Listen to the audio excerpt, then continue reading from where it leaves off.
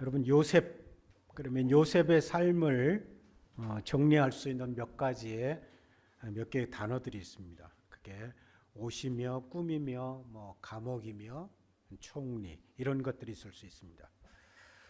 요셉에게 있어서 옷은 입혀지고 벗겨짐으로 정체성이 달라지죠. 그리고 정체성이 달라짐과 동시에 상황의 변화를 보여주고 있습니다. 또 이 옷과 연결되어져서 요셉이 감옥에 갇히는 일이 일어나죠.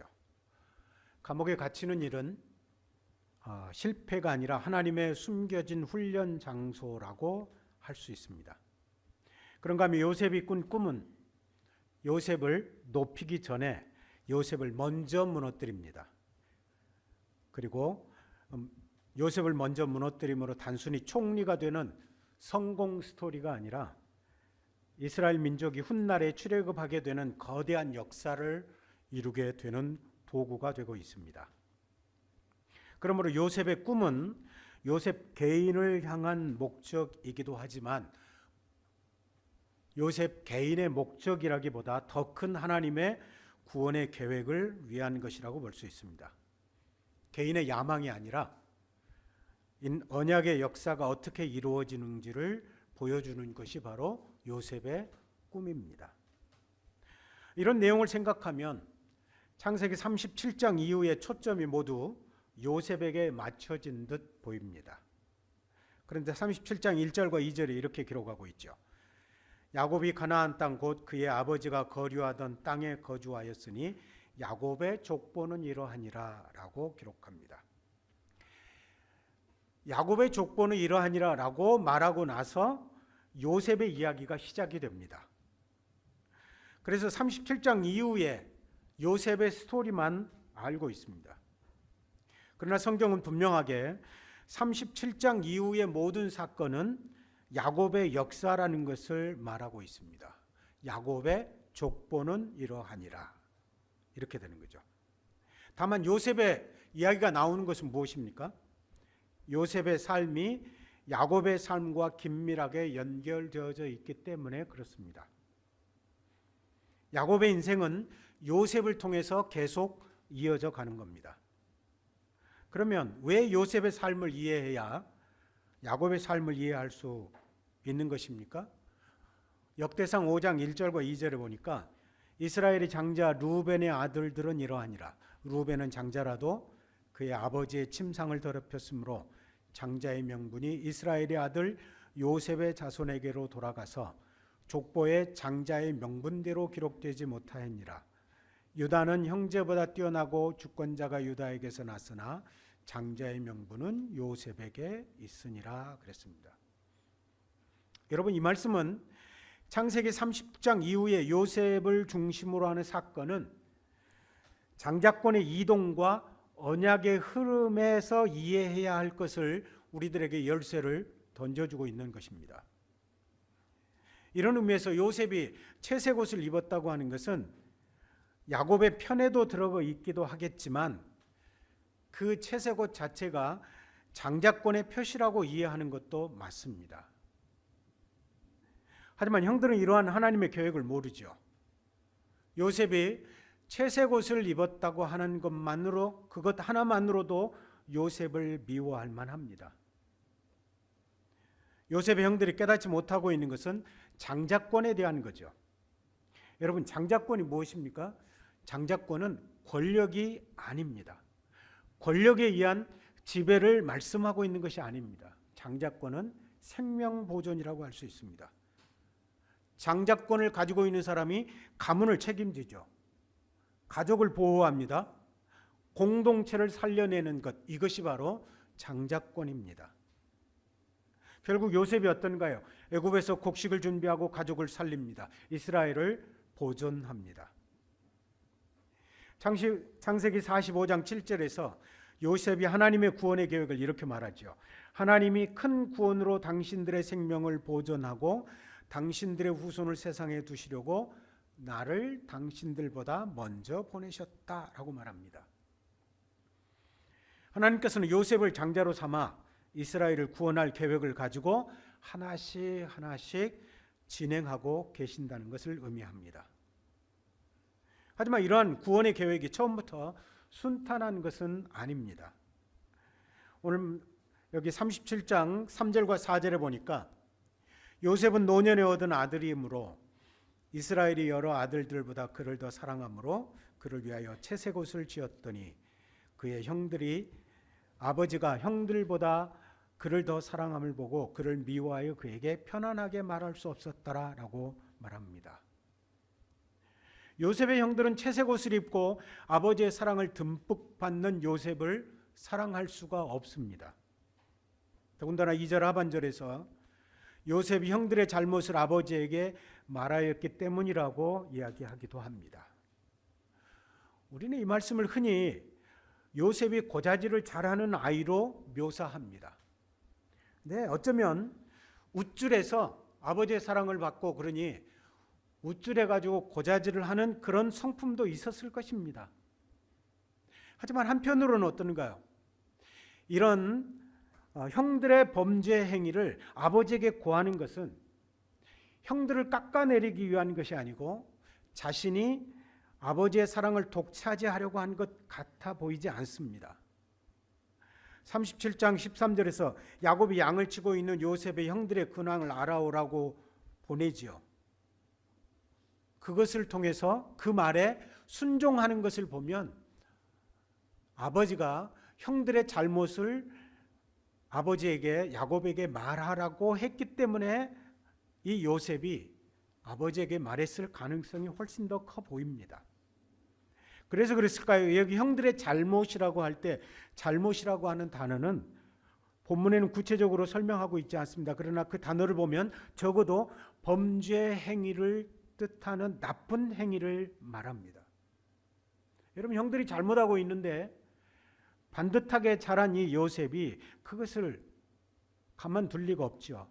또 아버지가 그렇게 말했기 때문에 아버지에게 고하는 것은 고자질이라기보다 사악한 일을 하는 형들에 비해서 요셉이 그런 악을 거부하고 신앙의 맥을 요셉이 그것을 이어서 회복하고 있다고 해석하는 것이 오히려 적절해 보입니다. 왜냐하면 요셉이 장자권을 소유하기에 충분하다고 하는 것을 보여주는 말씀으로도 볼 수 있습니다. 하지만 형들은 그런 일들을 하는 요셉이 곱게 보일 리가 없습니다. 또한 성경도 요셉이 17살 정도가 되었음에도 불구하고 소년이라고 표현하고 있는 것을 보니까 아마도 미성숙한 면도 있었던 것을 가리키기도 한 것으로 보입니다. 그래서 그랬을까요? 형들은 요셉에게 그에게 편안하게 말할 수 없었다라고 4절에서 말합니다. 여기 편안하게 말할 수 없었다라는 말은 편안하다는 말이 샬롬이란 말입니다. 그러니까 이런 거죠. 요셉이 형들을 만나면 형 샬롬, 형은 요셉을 만나면 요셉 샬롬, 그런 말조차도 그런 인사조차도 할 수 없다는 것입니다. 이런 걸 보면 형들이 정말 요셉을 미워한다는 것이 보입니다. 더군다나 형들은 더욱 격분한 일이 요셉이 꿈을 꾼 것입니다. 5절에서 요셉이 꿈을 꾸고 자기 형들에게 말하며 그들이 그를 더욱 미워하였더라라고 말합니다. 요셉이 순진하지만 조금 철이 없는 소년 같지만 만약에 그런다면 꿈을 이야기를 할 때 어떻게 이야기를 했을까요? 상상해 보십시다. 요셉이 철이 없어요. 이제 소년이에요. 그런데 형들에게 꿈 이야기를 하면서 어떻게 이야기했어요? 형, 제 말 좀 들어볼래요? 보세요. 밭에서 우리 곡식단을 묻는데 보세요. 내가 먹는 곡식단이 우뚝 일어서지 않습니까? 그러더니 보세요. 형들이 묶은 곡식단이 내 곡식단을 쫙 둘러싸서 절을 하지 않던가요? 여러분, 요셉이 꾼 꿈도 가사로웠지만 두 눈을 크게 뜨고 보세요, 형들에게 보세요라고 하면서 말하는 요셉의 꼴도 보기 싫었을 것입니다. 그래서 더욱 심화되어 미워했다라고 기록합니다. 성경은 여기 37장에서 미워했다는 표현을 3번씩이나 언급하고 있습니다. 형들이 가지고 있는 미움은 그냥 감정만이 아니라 행동으로 나타내 보여지는 그런 의미의 미움이라고 할 수 있습니다. 그런데 사실 생각해 보면 요셉이 꿈 이야기를 한다는 것은 정상적인 형제 관계에서 볼 때 얼마든지 이해받을 수 있는 것입니다. 그렇잖아요. 뭐 10살이나 12살, 지금 루벤과 요셉의 나이 차이는 어느 정도 될까요? 아마 어마무쌍하게 나이 차이가 날 겁니다. 정말 어린 소년 요셉이, 여러분 그런 동생이 있어요. 또 그런 동생이 나중에 나 대통령 될 거야, 혹은 장군이 돼서 내가 큰 소리 치고 내 밑에 다 엎드리게 만들 거야 라고 이야기했다면 어떤가요? 실현 가능성의 여부를 떠나서 그 꿈이 이루어지도록 그래 열심히 공부해, 열심히 최선을 다해서 하면 네가 그 일까지 갈 수 있을 거야, 이렇게 격려하는 것이 정상적이지 않겠습니까? 하지만 불행히도 요셉의 형들은 동생의 꿈 이야기를 고운 마음으로 들어줄 상태가 아닙니다. 지금까지의 미움과 적개심이 차곡차곡 쌓여왔기 때문에 그렇습니다. 어떤 학자는 이것을 원망장부라 이렇게 표현하고 있는 것을 제가 보았습니다. 형들은 요셉이 하는 일들에 대해서 원망장부를 하나씩 써가고 있었던 거죠. 여러분 어떤가요? 서로 의견이 맞지 않아서 다툴 때면 캐묵은 일까지 끄집어내서 사용해요. 그렇죠? 지난 주간에 저희 제일 큰 누나하고 이야기를 하는데 제가 뭐라고 한마디 했어요. 그랬더니 쟤는 영국에 있을 때 나한테 잔소리하더니 지금도 잔소리한다 이렇게. 제가 영국에 있을 때가 30년이 넘어가는데 그 일을 끄집어내가지고 쟤는, 제가 순간 화들짝 놀랬죠. 저희 누님이 원망장부가 이렇게 쌓여 있었던 것 같습니다. 우리 마음 안에 원망장부가 있어서 그런 것입니다. 왜? 평소에 순하던 사람이 별것 아닌 일로 걷잡을 수 없이 화를 내는 경우를 보게 됩니다. 원망장부의 한계 수치가 넘어서 폭발해버린 거죠. 인간에게 누가 시키지도 않았는데 내 마음에 찌르는 일이 있을 때마다 꼬박꼬박 장부를 채워갑니다. 형들에게 원망장부가 있었다면 요셉에게는 원망장부가 없었을까요? 자신의 가족인 형들의 손에 의해서 노예로 팔려서 끌려갈 때 요셉에게는 원망이 없었을까요? 보디발의 유혹과 모함 때문에 옥에 갇힌 사건도 요셉의 마음 한구석에 원망장부에 기록이 되어 있었을 것입니다. 그런데 요셉은 그 분노를 어떻게 해결하고 있습니까? 어떻게 해결했을까요?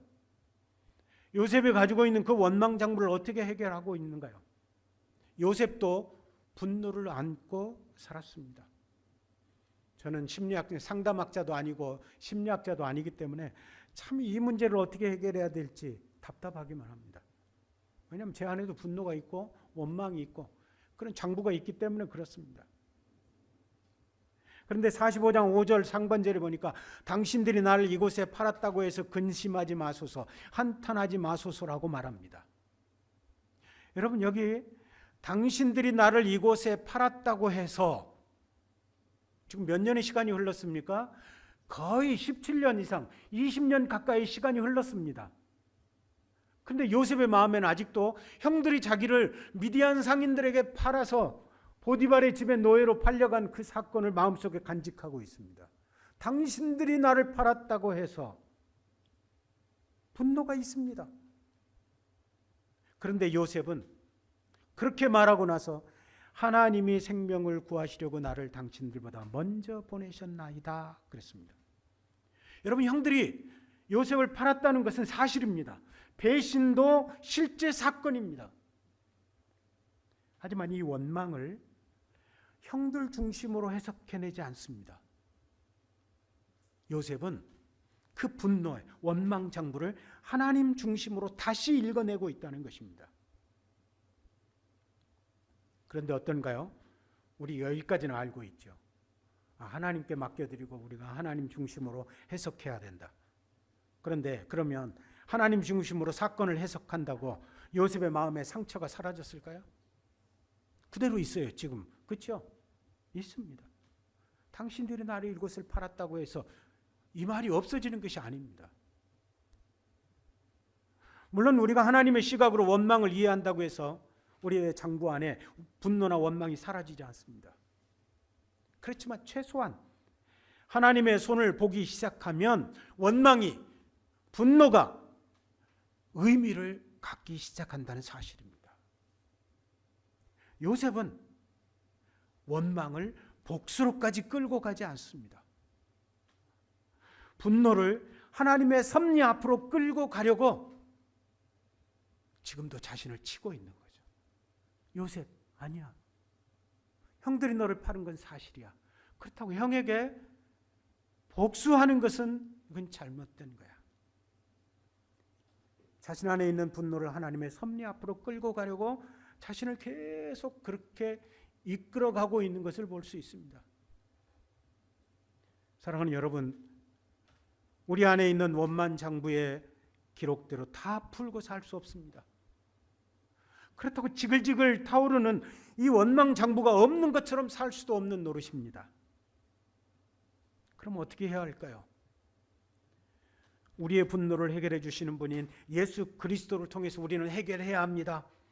예수님은 우리의 죄악의 분노를 십자가를 지심으로 다 해결해 주셨습니다. 정답이죠. 그런 예수 그리스도를 우리가 생각하며 해결하라고 이야기합니다. 그래서 해결되던가요? 우리가 예수 그리스도를 생각하면 우리의 분노가 바뀌어서 기쁨으로, 환희로 바뀌어져서 그 다음날 찡찡거리던 얼굴이 그 다음날 혹은 그 바로 이어서 환한 얼굴로 여보 이렇게 이야기할 수 있던가요? 안 됩니다. 안 됩니다. 여전히 원망과 분노는 남아 있습니다. 어떻게 해결해야 될까? 아까 말씀드린 것처럼 저는 상담을 하는 사람도 아니고 심리학을 연구한 사람도 아닙니다. 그러나 최소한 제가 요셉을 보면서 깨닫는 한 가지 방법은 내 안의 원망 장부 때문에 복수까지 가서는 안 될 것이다. 사실 얼마 전까지만 해도 제 안에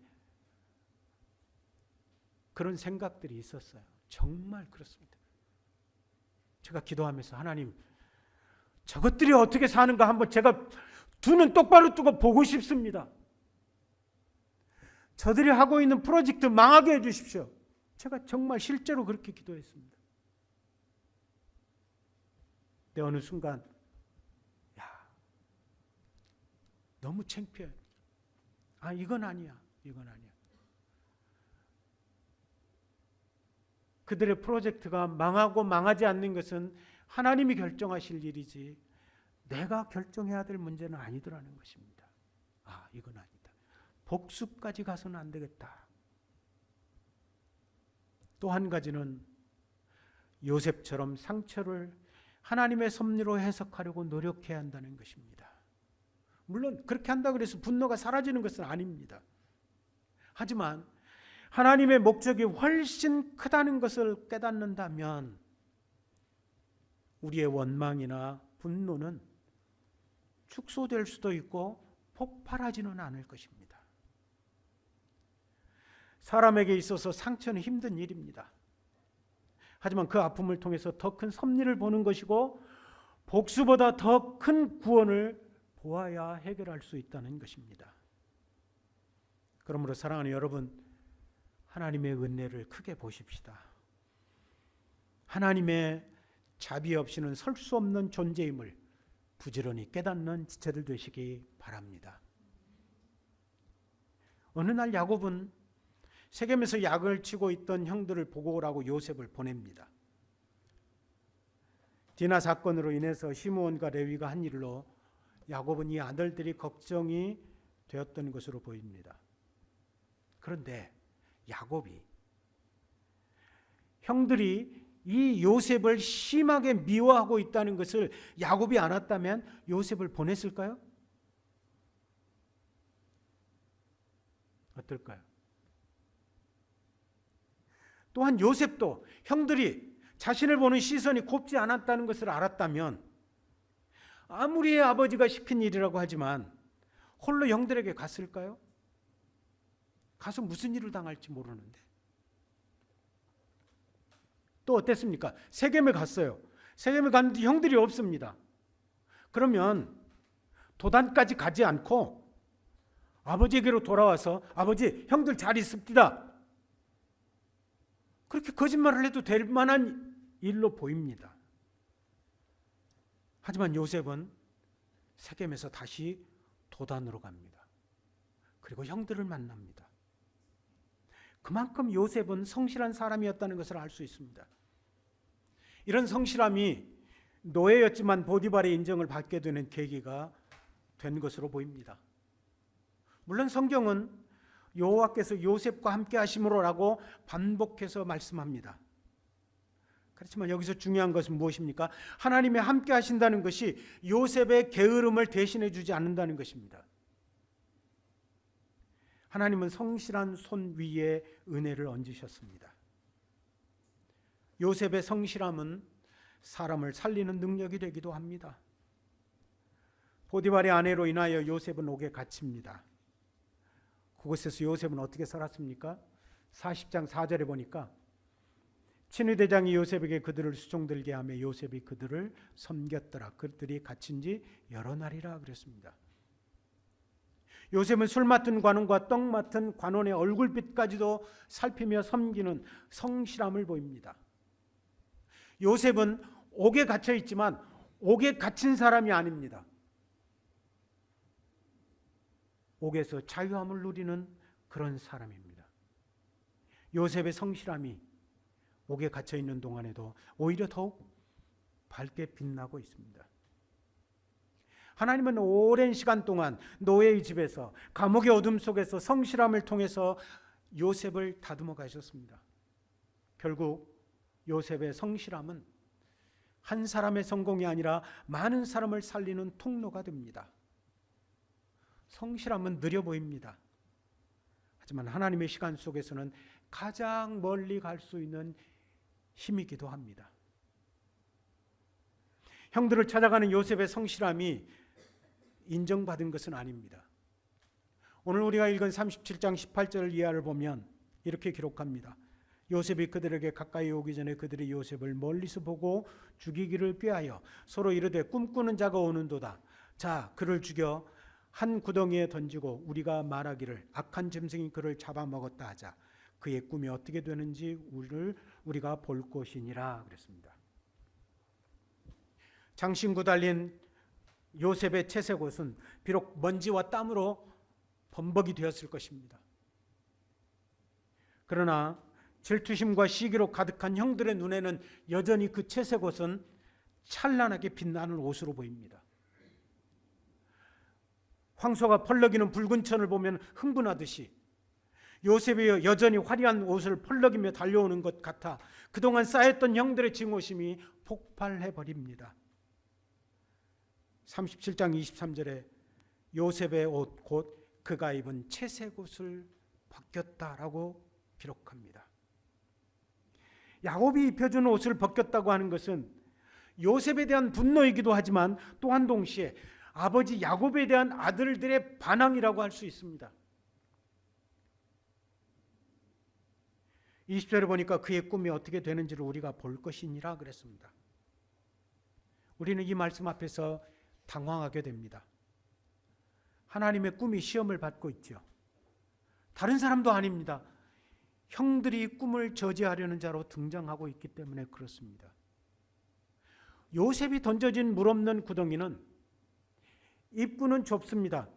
안으로 들어갈수록 넓어지는 마치 항아리 모양의 가지고 있는 구덩이입니다. 아마도 아래의 물을 더 많이 저장하기 위해서 팔 때 그렇게 팠던 것으로 보여집니다. 깊이는 적어도 10m 이상 되는 것으로 보여집니다. 한번 던져지면 도저히 혼자 힘으로는 올라올 수 없는 그런 곳입니다. 그런 곳에 요셉이 던져졌습니다. 영락없이 요셉은 죽은 것입니다. 그러면 요셉이 꾸었던 꿈은 어떻게 되는 것입니까? 그 꿈이 어떻게 되는지 우리가 볼 것이라. 단지 이 말은 조롱이 아닙니다. 네가 꾼 꿈? 우리가 그 꿈을 여기서 끝내버릴 거야. 이렇게 말하는 것과 같습니다. 여기서 우리가 당황할 수 있는 지점이죠.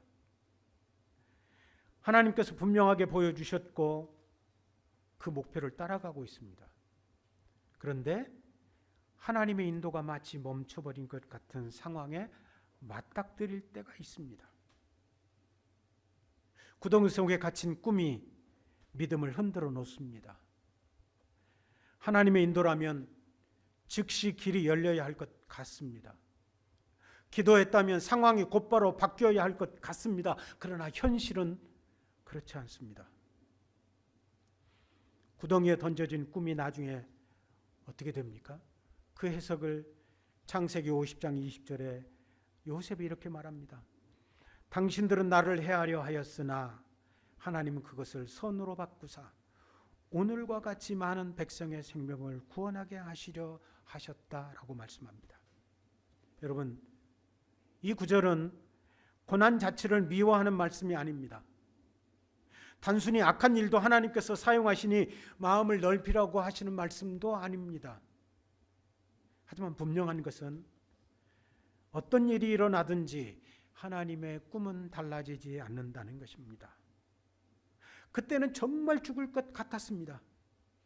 하지만 지금 여기에 서서 돌아서서 과거를 보니 구덩이 속에서도 하나님은 당신의 꿈을 바꾸지 않고 계셨다는 것을 깨달은 것입니다. 그래서 나중에 전체 하나님의 퍼즐을 맞추고 나니까 어떤가요? 비로소 당신들이 헤아려 했지만 하나님이 그것을 선으로 바꾸셨습니다라고 말하고 있는 거죠. 여러분, 이 말은 요셉이 구덩이에서 할 수 있는 이야기가 아닙니다. 구덩이에 있는 요셉이 형, 당신들이 헤아려 했지만 하나님이 나를 살리실 것입니다. 어떻게 그렇게 이야기를 해요? 지금 당장 죽을 맛인데. 근데 그 문제가 해결하고 이제는 넉넉한 마음으로 하나님을 향한 그 즐거운 마음을 가지고 그 과거를 돌아보니 그때 하나님이 여전히 함께 하셨다라고 하는 것을 알 수 있다는 것입니다. 하나님이 그것을 선으로 바꾸시는 그때까지 우리는 하나님의 섭리를 찾으려고 애를 써야 합니다. 하나님께서 그것을 선으로 바꾸시는 그 순간까지 구덩이 안에서도 신실하게 견뎌내야 한다는 것입니다. 하지만 견디기 어렵죠.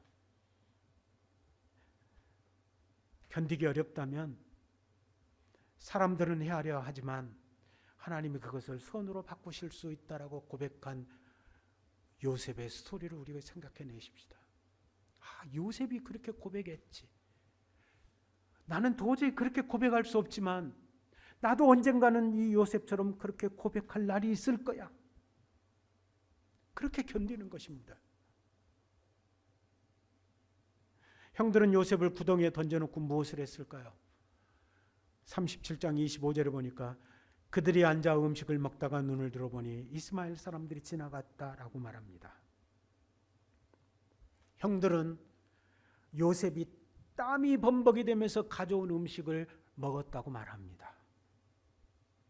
여러분, 그런데 이 상황을 형들이 나중에 회상을 합니다. 창세기 42장 21절에 그 당시를 이렇게 회상해냅니다.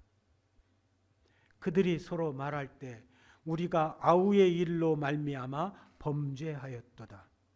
그가 우리에게 애걸할 때에 그 마음의 괴로움을 보고도 듣지 아니하였으므로 그 괴로움이 우리에게 임하였다. 그래서 말합니다. 여러분, 여기에 애걸한다는 말은 간절하게 불쌍히 여겨달라고 부탁하는 것입니다. 손이 발이 되도록 비는 것입니다. 구덩이에 던지려고 할 때 애걸했는지, 구덩이에 던져진 다음에 요셉이 소리친 것인지는 정확하게 알 수 없습니다. 그러나 분명한 것은 요셉이 형들에게 애걸했다는 것입니다. 그 상황을 한번 생각해 보십시다. 구덩이에 던져진 요셉이 외칩니다. 형 살려주세요. 이것이 너무 어두워요. 형들 저를 구해주세요. 그런데 그 외침을 들으며 동생이 가져온 음식을 앉아서 먹고 있습니다. 저 멀리서 들려오는 틀림없이 그 외침이 아무리 멀리 있어도 들려올 것입니다. 왜냐하면 항아리 모양처럼 만들어졌기 때문에 에코가 되어서 틀림없이 들려왔을 것입니다. 그런데 그 외침을 들으며 동생이 가져온 음식을 천연덕스럽게 먹고 있습니다. 얼마나 비참한 일입니까? 그 광경을 우리가 그 자리에 있었다면 눈물 없이 볼 수 없는 장면입니다. 이럴 때 어떻게 해야 되죠? 하나님이 직접 쫙 나타나셔야 되죠. 하나님이 천사를 보내시든지 해서 문제를 해결해야 합니다. 그래야 요셉의 꿈이 이루어지지 않겠습니까? 그런데 본문에는 하나님의 이름이 직접 나오지 않습니다. 하나님이 나타나셔서 말씀하셨다고도 안 합니다. 천사가 내려와 요셉을 짠 하고 낚아채서 건져내지도 않으셨습니다. 구덩이가 갑자기 무너지지도 않았습니다. 형들이 음식 먹다가 마음이 변화가 돼서 야, 이 음식 먹고 우리가 이렇게 하면 안 되지. 형들이 갑자기 회개하지도 않았습니다. 하나님은 침묵하시는 것처럼 보입니다. 그러나 성경이 말하는 하나님의 침묵은 하나님의 부재가 아닙니다. 하나님이 보이지 않는다고 하나님이 안 계신 것도 아닙니다. 하나님이 즉시 개입하지 않는다고 하나님이 일하지 않으시는 것도 아닙니다. 그렇다고 구덩이에서 요셉이 앉아가지고 이 고난 끝에 하나님은 나를 총리가 되게 하셔서 저 형들이 나에게 머리를 숙이게 하실 거야, 그렇게 생각하지도 않았습니다. 내게 일어나는 일에 대한 결과를 어떻게 알았을까요? 요셉도 형들도 아무도 몰랐습니다. 그러나 하나님은 요셉의 일을 통해서 구덩이가 끝이 아니었다는 것을 보여주고 계십니다. 창세기 37장을 자세히 들여다보면 우리가 생각지 못한 곳곳에 하나님의 손길이 있음을 발견합니다. 요셉이 세겜에 갔을 때 형들을 만나지 못하고 들에서 방황했다 그랬습니다. 이 말씀은 앞으로 요셉의 삶이 어떻게 될지를 가르쳐주는 듯합니다. 앞으로의 삶이 방황할 수 있다는 것입니다. 그곳에서 어떤 사람을 만납니다. 정확하게는 어떤 사람이 요셉을 찾아옵니다. 요셉이 그 사람을 찾아가서 물어보는 게 아니고 그 사람이 요셉을 찾아왔다 그랬습니다. 형들이 도단으로 갔다는 것을 가르쳐주죠. 요셉이 그 사람을 만나지 않았다면 형들에게 해코지를 당하지 않았을까요? 당하지 않았을 수도 있습니다. 멀리서 오는 요셉을 보고 죽이기를 꾀했습니다. 그런데 형들 사이에서 의견이 나눕니다. 루벤은 구덩이에서 살려내려고 작정을 하고 있습니다. 유다는 죽일 수 없으니 이스마엘 사람들에게 팔자고 합니다. 여러분, 이 장면들은 모두 우연처럼 보입니다. 그러나 이후에 창세기 안에서 이 모든 자리에 주님이 계셨다는 것을 알 수 있습니다. 이 모든 것을 정리하는 구절 하나가 바로 창세기 37장 36절입니다. 미디안 사람은 그를 애굽에서 바로의 신하 친위 대장 보디발에게 팔았더라 그랬습니다. 지금까지의 모든 상황은 요셉에게 불리합니다. 형들이 요셉의 꿈을 자기들의 손으로 지워버리는 것처럼 보입니다. 하지만 하나님은 요셉을 당신의 가장 정확한 자리로 옮기십니다. 하나님께서 인간의 악과 실패처럼 보이는 사건까지도 사용하셔서 요셉을 구원의 중심으로 인도하시고 더 나아가 출애굽으로 이어질 구속의 역사로 한 걸음 더 가까이 가게 하신 것입니다. 하나님의 꿈을 이룰 사람이 사람의 손에 의해 이리 팔리고 저리 팔립니다. 꿈은 하늘에서 시작됐는데 현실은 노예 시장입니다. 과연 하나님의 꿈이 성취될까요? 여러분, 요셉의 꾼 꿈은 요셉의 야망이 아닙니다. 우리 잘 아십시다. 요셉이 꾼 꿈은 자신의 야망을 가지고 그렇게 꿈을 꾼 것이 아닙니다. 또한 성경은 요셉은 자신이 꾼 꿈을 기억하며 많은 고난을 견뎌냈다고 말하는 것이 없습니다. 꿈은 요셉이 이루어가는 것이 아니고 주신 하나님이 이루어 가시는 겁니다. 사람은 팔았지만 하나님은 보내셨다고 창세기 45장 5절에서 고백합니다. 사랑하는 여러분, 사람들에 의해서 이리 팔리고 저리 팔린다고 생각하고 계십니까? 하지만 하나님께서는 결국 바로의 신하 친위대장 보디발에게로 정확하게 팔리게 하실 것을 믿으시기 바랍니다. 사람은 하나님의 사람을 밀어낼 수는 있어도 하나님의 꿈을 결코 밀어낼 수 없습니다. 그러므로 이리 밀리고 저리 밀리지만 반드시 하나님께서는 정확한 자리로 인도하실 것을 믿는 지체를 되시기 바랍니다. 말씀을 마치려고 합니다. 우리는 창세기 37장 이후로 마치 요셉 한 사람의 스토리인 것 같이 보입니다. 그러나 사실은 동시에 변화되어 가는 야곱 이야기이기도 합니다. 야곱은 누구보다 요셉의 부모의 편중된 사랑의 상처를 안고 있는 사람입니다. 하지만 야곱은 요셉에게 채색옷을 입혔습니다. 차별적 사랑을 줍니다. 상처를 받았던 사람이 그 상처를 다시 흘려보냅니다. 그렇기 때문에 요셉의 스토리는 단순히 형들의 악함을 보여주는 것만이 아닙니다. 요셉을 통해서 아직 변화되지 않는 야곱의 모습이 보입니다. 그래서 요셉을 보면서 그 뒤에서 서 있는 야곱을 보아야 한다는 것입니다. 세겜에서 양을 치고 있는 아들들에게 요셉을 보내는 것은 겉으로는 양떼를 걱정하는 것처럼 보이지만 사실은 아들들이 걱정된 것입니다. 요셉에게 세겜은 수치의 장소입니다. 두려움의 장소입니다. 실패의 장소이기도 합니다. 하지만 바로 그 사건이 또 하나의 야곱의 상실로 이어집니다. 야곱은 미처 생각하지 못했지만 요셉을 형들에게 보고 오기 위해서 요셉을 보내는 순간부터 하나님의 거대한 섭리가 움직이기 시작합니다. 요셉은 형들에 의해 구덩이에 던져지고 노예로 팔립니다. 하지만 야곱에게는 아들 하나가 사라지는 과정입니다. 요셉은 구덩이로 갔다가 노예로 팔리고 옥에 갇히는 수모를 겪습니다.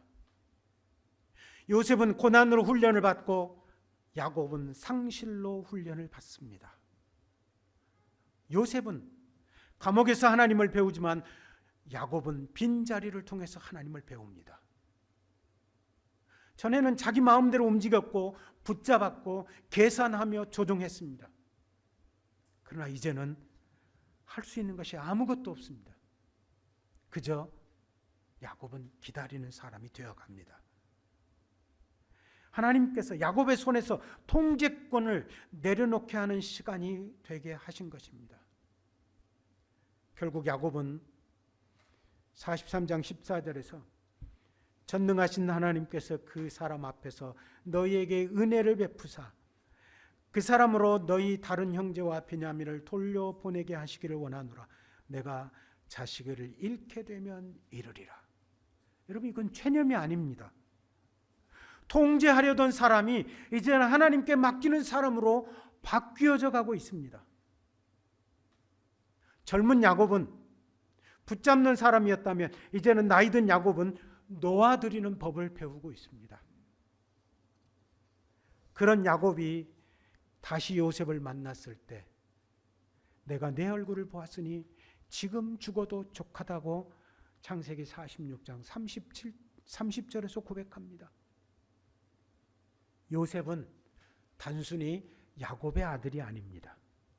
하나님께서 나이든 야곱을 다시 만지는 통로인 것입니다.